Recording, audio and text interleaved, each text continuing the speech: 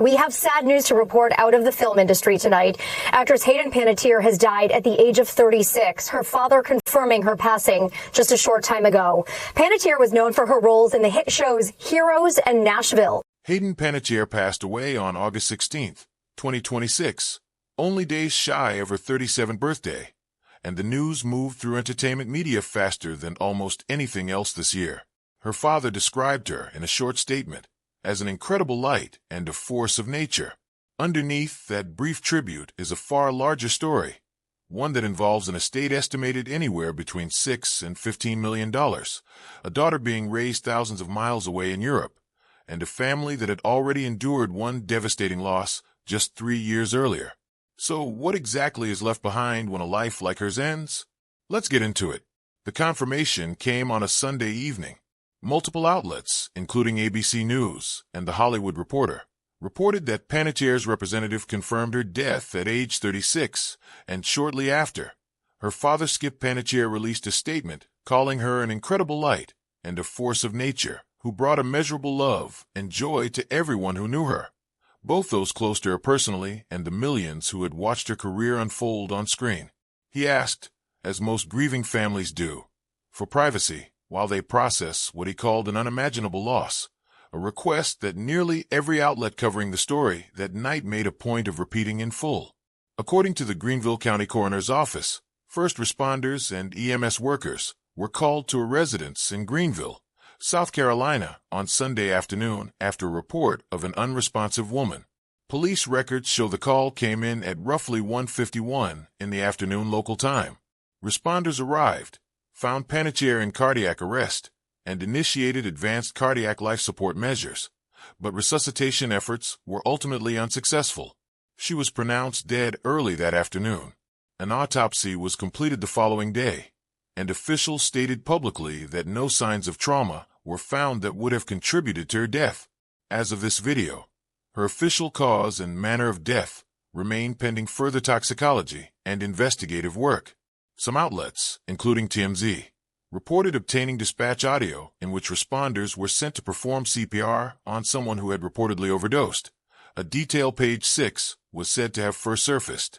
Reuters similarly noted that a 911 report referenced a possible overdose. Authorities, however, have been careful to point out that a dispatcher's shorthand description of a call is not the same thing as a confirmed medical finding, and no official cause of death has been announced.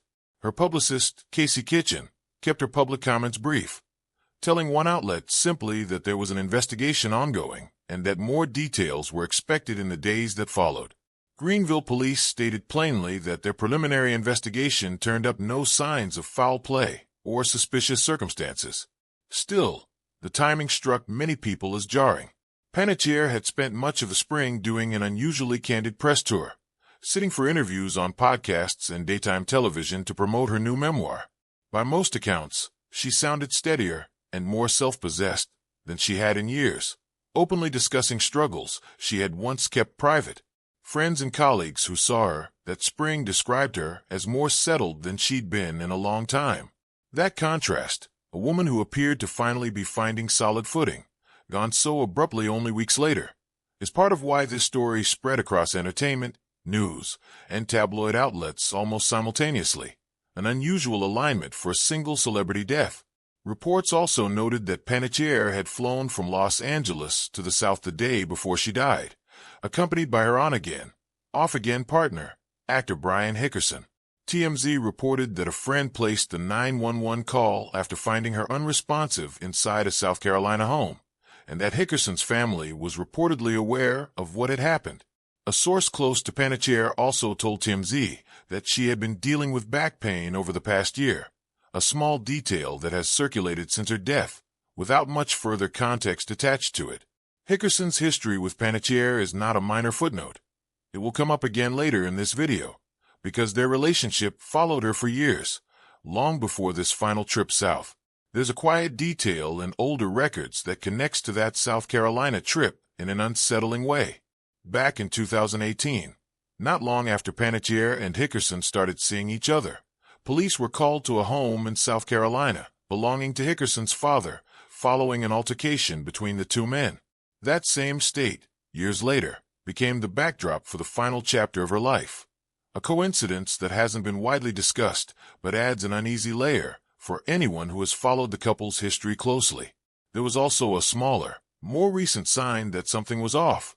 In July, Panettiere abruptly skipped a scheduled fan convention appearance, with her representatives telling press at the time that she had an emergency and would not be able to attend, later clarifying it was due to a private family matter involving the health of an elderly relative. At the time, it read as an ordinary scheduling issue. In hindsight, fans and outlets alike have revisited that cancellation, wondering whether it was connected to whatever was unfolding in her life in the weeks before her death. Tributes began arriving within hours, and they came from every corner of her career. Actress Viola Davis, who appeared alongside Panettiere in the 2016 film Custody, wrote that she wished the world had more time with her, comparing her to a phoenix rising from ashes and describing her hardships as something that had become her testimony. Vladimir Klitschko, her former fiancé and the father of her daughter, issued his own statement saying she had left this world far too soon and promising to keep her memory alive for their daughter Kaya. SAG-AFTRA posted a public tribute noting her decades-long career and extending condolences to her family, friends, and fans.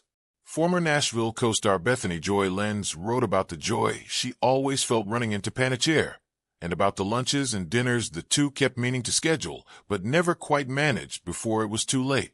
The director of Ice Princess remembered her and the late Michelle Trachtenberg together as two shining talents gone far too soon. To understand why that loss landed so widely across so many different pockets of pop culture, you have to go back to the very beginning of her career, long before Claire Bennett or Juliette Barnes existed, back to an infant being booked for commercials before she could crawl. Hayden Leslie Panettiere was born on August 21, 1989, in Palisades, New York, to Leslie Vogel, a former soap opera actress who would go on to manage her daughter's early career, and Alan Skip Panettiere, who worked for the New York City Fire Department. Her first appearance came in a Playskool toy commercial at just 11 months old, followed quickly by dozens of additional advertisements. By age 4, she had a recurring role on the ABC soap opera One Life to Live, playing Sarah Roberts. 2 years later, she moved to Guiding Light, taking on the role of Lizzie Spaulding, whose storyline involving a battle with leukemia earned young Panettiere recognition from the Leukemia and Lymphoma Society, a detail rarely mentioned in the current wave of tributes, but one that shaped how early audiences first connected with her. Through the late 90s and early 2000s, she built a resume most adult actors never manage. She voiced Princess that in Pixar's A Bug's Life, appeared alongside Denzel Washington in Remember the Titans, showed up in Malcolm in the Middle, Ally McBeal, and Law and Order, Special Victims Unit, and spent her young teenage years moving between family-friendly films like Ice Princess and Raising Helen. She later took on the real-life role of Amanda Knox in a television film about the American student's Italian murder trial, a project that showed a willingness to take on heavier, more controversial material even early in her career. None of it fully prepared audiences for 2006, when a 15-year-old playing an indestructible cheerleader turned her into a household name virtually overnight. Claire Bennett on NBC's Heroes kept her on primetime television for 4 seasons, and her face became inseparable from the show's marketing. The tagline, "Save the Cheerleader, Save the World," turned her character into arguably the most recognizable figure in the ensemble, ahead of actors playing characters with far more screen time. When Heroes ended in 2010, she stepped almost immediately into the role of Juliette Barnes, a ruthless, gifted country star on ABC's musical drama Nashville. That part ran for 6 seasons and earned her 2 Golden Globe nominations, cementing her as one of the most recognizable faces associated with the Music City drama boom of the 2010s. Longtime viewers have speculated for years that Juliette Barnes was loosely modeled on real country artists of the period. Speculation Panettiere pushed back on directly, insisting the character wasn't built from any single performer despite the constant comparisons. She also carved out a lasting place in horror, playing Kirby Reed in 2011's Scream 4 and returning to the role over a decade later in Scream 6.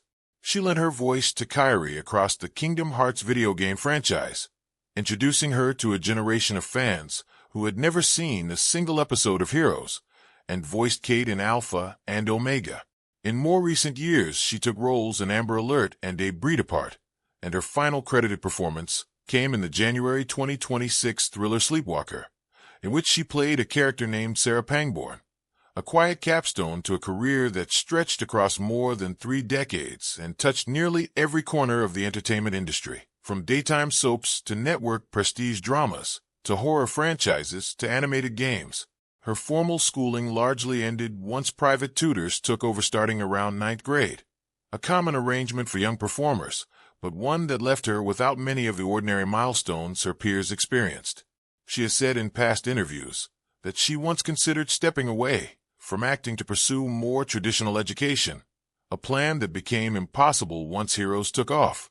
Her family has Italian roots along with some English and German ancestry, something she occasionally referenced when asked about her surname, a word that translates loosely to baker in Italian and that fans still routinely mispronounce. Away from set, she attended South Orangetown Middle School before formal classroom instruction gave way entirely to tutoring on location, a trade-off common to child performers, but one that meant she missed out on a great deal of what most people consider an ordinary adolescence. She has spoken candidly in interviews about the strange balancing act of being treated as an adult professional on set while still legally a child everywhere else, and about how disorienting that split could feel as a teenager navigating sudden fame. There's another side to Panettiere almost entirely absent from the current wave of tribute coverage, one that had nothing to do with acting at all. It says a great deal about who she was before fame ever became routine. Estimates of Panettiere's net worth at the time of her death vary widely, which itself says something about how imprecise celebrity wealth reporting really is once you move past a single headline salary. Celebrity net worth places the figure at around $6 million. Other outlets, including reporting cited by The Street and AOL earlier this year, put the number as high as 12 to 15 million, and one aggregator even placed it closer to 16 million with a wide margin of error. The gap reportedly comes down to disputed asset valuations, unclear business dealings, and years of documented personal financial strain that ran alongside her public success. Much of that fortune traces back to Nashville. According to Celebrity Net Worth's figures, Panettiere earned roughly $75,000 per episode, and with 124 episodes across the show's run, that works out to somewhere close to $9.3 million from that role alone. Heroes reportedly added a bit over $2 million more, and Scream 4 brought in an additional $1 million, figures that don't even include her music career, her voice acting work, or years spent as the face of brands including Neutrogena, Candies, and Kohl's. Real estate tells a smaller story inside the larger one. She purchased a home in the Hollywood Hills in 2008 for roughly $2.6 million and sold it in 2014 for a little over $3 million. She later sold a Nashville property in 2018 for $1.65 million, a transaction that lined up with a stretch of her life when things behind the scenes were already unraveling. Entertainment attorneys quoted in coverage published just before her death noted something worth remembering about celebrity wealth generally. Fame doesn't guarantee financial security for life. The industry runs on the next job, the next contract, and when the work slows down, the pressure that follows is very real. Some reports even suggested that in her final months, as acting opportunities became less frequent despite the success of her memoir, financial concerns had genuinely begun to weigh on her, a detail that complicates the simple image of a wealthy former child star with nothing to worry about. Long before any of that financial complexity took shape, though, an 18-year-old Panettiere was already spending her public profile on something far riskier than an endorsement deal. In October 2007, serving as the spokesperson for the Whaleman Foundation's Save the Whales Again campaign, she joined Sea Shepherd activists paddling into a cove in Taiji, Japan, in an effort to disrupt the town's annual dolphin hunt. Fishermen physically pushed the activists back with poles, and the confrontation was later captured in the cove, the documentary that went on to win the Academy Award for Best Documentary Feature. Reports at the time suggested Japan had considered legal action against her for interfering with the hunt, a claim she addressed publicly by saying she'd only just learned about it and doubted anything serious would come of it. That November, PETA recognized her with its Compassion in Action Award, She returned to Taiji again in 2010, this time with then-boyfriend Vladimir Klitschko, attempting unsuccessfully to meet with local officials who wouldn't open the door to speak with them. That activism ran deeper than a single high-profile trip. She delivered protest letters to Norwegian and Japanese officials calling for an end to commercial whaling, spoke at a Greenpeace event in Alaska defending traditional Aboriginal whaling as distinct from commercial hunting, adopted a vegetarian diet, and joined the celebrity board of Ronald McDonald House Charities. She reportedly carried a small tattoo meant to read, "Live without regrets," in Italian. A phrase fans have pointed out over the years contains a misspelling, a strangely fitting footnote for a life that rarely slowed down for anyone's comfort, including her own. Money and activism both reveal a version of who she was publicly. What actually shaped her privately unfolded over the following decade, largely out of view until she chose, much later, to speak about it herself.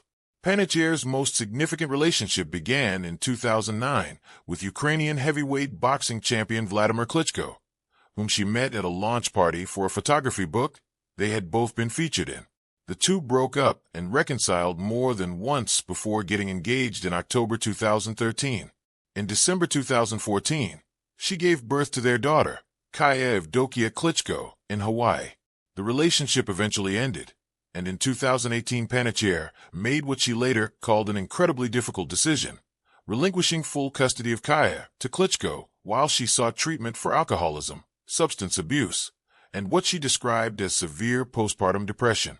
She has said in interviews that she wanted to be a good mother to her daughter, and that sometimes being a good mother means letting go. Kaya spent most of her life since living in Europe with her father rather than in the United States.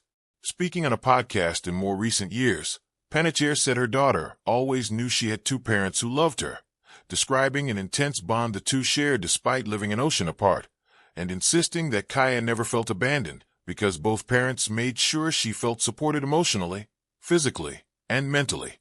Now 11 years old, Kaya reportedly stayed connected to her mother through visits and long video calls, conversations Panettiere once described as going well beyond small talk into what she called really deep things.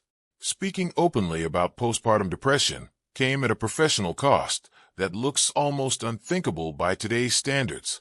Not long after she discussed the condition publicly on a daytime talk show, Neutrogena dropped her as a spokesperson, a decision that stands in sharp contrast to how openly celebrities now talk about mental health without facing the same consequences. After her split from Klitschko, Panettiere began a relationship with actor Brian Hickerson, one that came to be defined by a documented pattern of legal trouble spanning nearly 2 years. He was first arrested in May 2019 on a felony domestic violence allegation, booked in the early hours of the morning, and released the following afternoon on $50,000 bond. That case was later dismissed after the couple reportedly reconciled. He was arrested again in February 2020 in Wyoming, accused of striking her in the face on Valentine's Day, and pleaded not guilty to domestic battery charges that April. By July 2020, he faced 8 separate charges connected to their relationship, including 4 felony counts of injuring a spouse or girlfriend, a misdemeanor battery count, 2 felony counts of assault with a deadly weapon, and 1 felony count of attempting to dissuade a witness from prosecuting a crime. Panettiere addressed the situation publicly that same month, writing that she was coming forward with the truth in the hope that her story would empower others in abusive relationships to get the help they deserved. Her attorney told reporters she had endured years of psychological, emotional, and severe physical abuse before finding the courage to see the case through. Hickerson ultimately pleaded no contest to 2 felony charges in 2021, receiving 45 days in county jail for years of probation, dozens of mandatory domestic violence classes, restitution, and a 5-year protective order barring any contact with her. Despite that documented history, the two reportedly reconciled anyway, and reports placed them together again in the days leading up to her death this month, boarding a flight from Los Angeles to the South less than 24 hours before she was found unresponsive. Grief compounded these struggles in ways few outside her family fully understood. In February 2023, her younger brother, actor Jansen Panettiere, died suddenly at 28 in New York City. His family later confirmed the cause was cardiomegaly, an enlarged heart, along with related aortic valve complications neither he nor his family had known about beforehand. Hayden wrote about the loss in her memoir and spoke publicly about carrying guilt that never fully went away, telling People magazine that losing him felt like losing half of her soul, and that no matter how many years passed, she would never fully get over it. She also later described becoming physically unrecognizable to herself in the aftermath, as her body reacted to the stress of that grief, and spoke about periods of agoraphobia that followed. In May 2026, Panettiere released that memoir, titled This Is Me, A Reckoning, through Grand Central Publishing. Her publisher described it as an unusually intimate account covering postpartum depression, addiction and recovery, trauma, domestic abuse, and the loss of her brother in unflinching detail. The book also reportedly included an account from when she was 18 years old describing being placed in uncomfortable circumstances with an older, well-known actor at a party, part of a broader reckoning with how she had been treated as a young woman in the industry. She also used the memoir and the accompanying press tour to publicly share, for the first time, that she identified as bisexual. Fans lined up outside a Manhattan bookstore for a signing that month, and reports noted the lines stretched out the door, with signed copies selling out within hours. Many of those waiting weren't there out of nostalgia for heroes or Nashville so much as a need to hear someone famous describe struggles they recognized in their own lives. In interviews tied to the book's release, she said she wanted her story to help others feel less alone, to know that someone out there had lived through the same things and made it to the other side. She credited 3 separate stints in rehab and years of therapy with helping her regain control of her life. In the end, what Hayden Panettiere leaves behind resists being reduced to a single number, no matter how many outlets keep trying to land on a definitive figure in the days since her death. There is an estate valued somewhere between $6 and $15 million, depending on which source you trust, and questions already surfacing about how that fortune might ultimately be divided among her family. There is a body of work spanning more than 3 decades and dozens of film, television, and voice credits, built by someone who was working professionally before most people her age had learned to read. There's a daughter who will grow up able to read her mother's own words rather than second-hand tabloid summaries of her life, a book that lays out the hardest parts of her mother's story in her mother's own voice. And there's a family already worn down by grief long before this latest loss arrived. Her daughter Kaya, her mother Leslie Vogel, and her father Skip Panettiere, the same family that buried her younger brother only 3 years earlier and is now, once again, asking the public that watched her entire life unfold on screen for the one thing fame rarely grants, a little privacy to grieve. There's also a version of her legacy that has nothing to do with money at all. A teenager who paddled into a Japanese cove because she believed it mattered. A mother who made an agonizing custody decision because she believed it was right for her daughter. And a woman who spent the final months of her life writing down every difficult chapter of her own story, so that someone else struggling with the same things might feel less alone.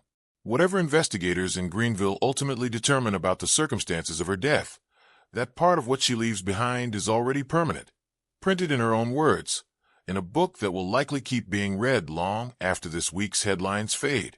With that, we've reached the end of this video.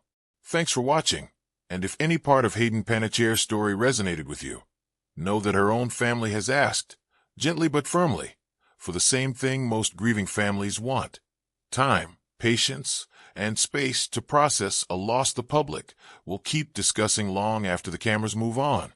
If you enjoyed this video, consider liking, commenting, and subscribing for more content like this. And if you want to keep watching, click the video appearing on your screen right now.